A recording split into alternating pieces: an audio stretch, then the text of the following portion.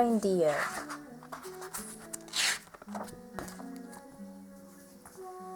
Rudolph the Red-Nosed Reindeer.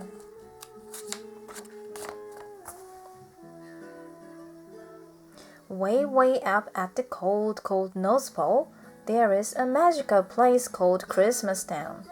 Santa and his elves work here all year round, making toys for good girls and boys.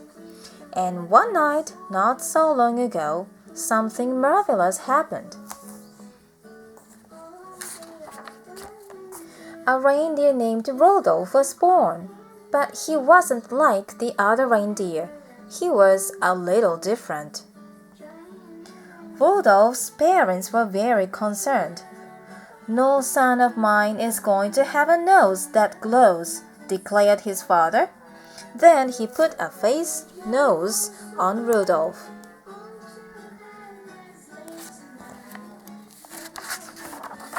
So Rudolph wore the fake nose, and he went out to play reindeer games with the other bugs every day. He had to, if he wanted to pull Santa's sleigh one day like his father. But Rudolph wasn't very happy.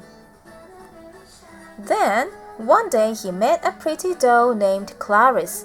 She whispered to him, "I think you are cute." Rudolph was so excited, he started flying through the air.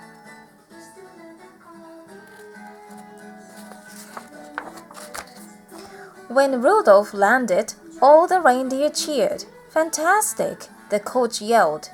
Rudolph finally felt as if he belonged. But then his fake nose fell off. Everybody laughed when they saw his bright red nose. Then someone called him Rudolph the Red-Nosed Reindeer, and they laughed even more. Rudolph was so embarrassed that he ran away. He decided he was never ever going back to Christmas Town. He just didn't belong. At the same moment, an elf named Hermie was running away from Christmas Town too. Hermie didn't want to make toys like the other elves. He wanted to be a dentist. Rudolph and Hermie soon met and quickly became friends. They decided to stick together since it was dangerous out there at the North Pole, especially because of the abominable snow monster. The large, hungry creature could easily gobble up both of them in one bite, and Rudolph's glowing nose made it easy for the abominable snow monster to follow them wherever they went.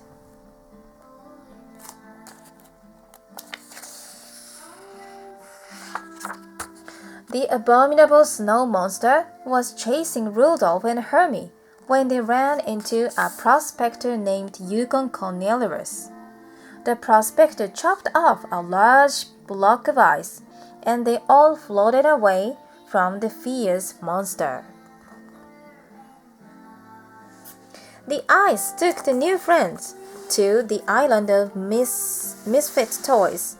There they met a Charlie in the Box, a polka dot elephant, and a train with square wheels, and many other toys that were just a little different.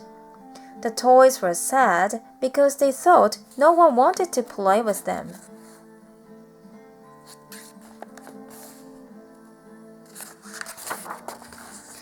The misfit toys took Rudolph and his friends to see their king, Moon Racer.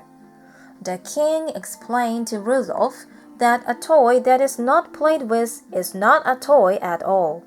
The toys on this island only wanted a boy or girl to love. Moonracer hoped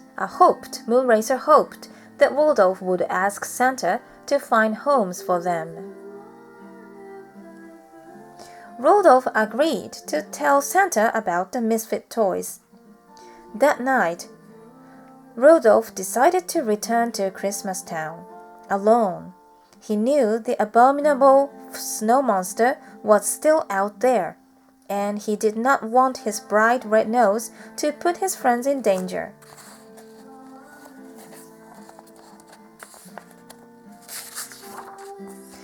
Back in Christmas Town, Rudolph learned that his parents and Clarice had gone to look for him and had never returned.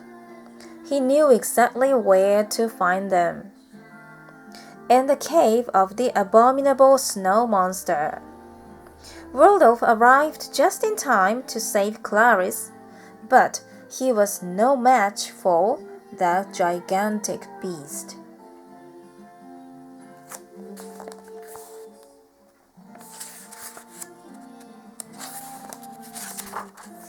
Luckily, Yukon Cornelius and Hermie followed Rudolph's trail to the cave.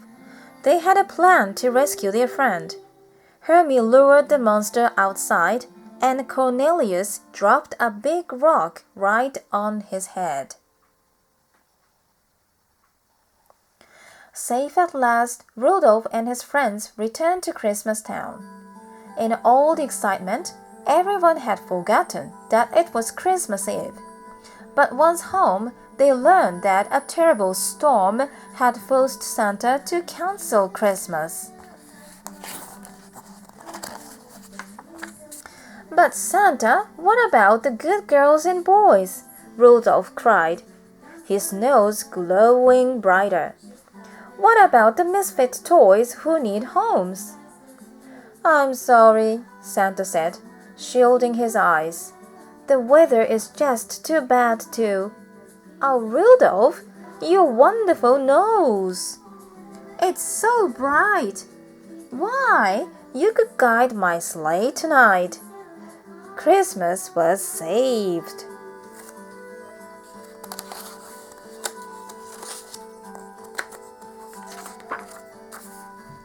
Rudolph guided Santa's sleigh that night and every Christmas after that. And he went down in history as the most famous reindeer of all, Rudolph the Red-Nosed Reindeer.